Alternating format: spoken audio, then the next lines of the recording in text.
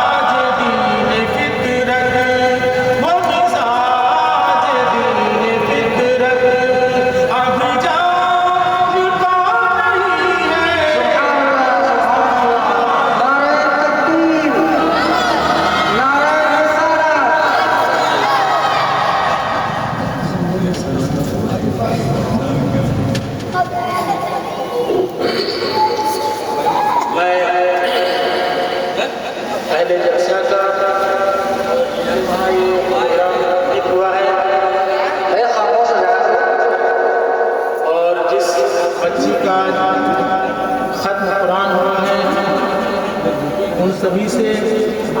और डाइस पर बैठे हुए सभी लोगों से दुआ का तलबगार मेरे हक में और ये मदरसा हाफिज़ इकराम साहब चला रहे हैं और इस तालीम कुरान अल्लाह ताला दिन दूनी रात चौगनी तरक्की नसीब फरमाए। और अल्लाह ताला से दुआ है कि जिनकी लड़की ख़त्म कुरान की है अल्लाह उनके वालिदैन को बेहतरीन जज़ाए खैर अता फरमाए इस दुनिया में भी और आखिरत में भी। और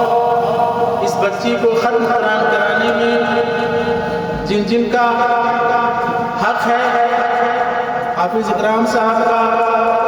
और तमाम असातिज़ा इकराम का, घर वालों का, अल्लाह से दुआ है कि अल्लाह उनको दुनिया और आखिरत की तमाम भलाई मुक़द्दर नसीब फरमाए। और हाफिज़ इकराम साहब की और तमाम दाइस पर बैठे हुए और तमाम हाज़िरीन जलसा में जो शिरकत कर रहे हैं अल्लाह इनकी उम्र में बरकत नसीब फरमाए और जब तक जिंदा रखे इस्लाम पर और इस्लाम का मौत अता फरमाए। मैं इन्हीं अल्फाजों के साथ अपनी बात को मुकम्मल करता हूँ और हाफिज़ इकराम और डाइस पर बैठे हुए तमाम हज़रात की खिदमत में एक मक्का और एक शेर पढ़ के अपनी जगह लेता हूँ। एक बार आप हज़रात बाआवाज़े बुलंद दरूद पाक का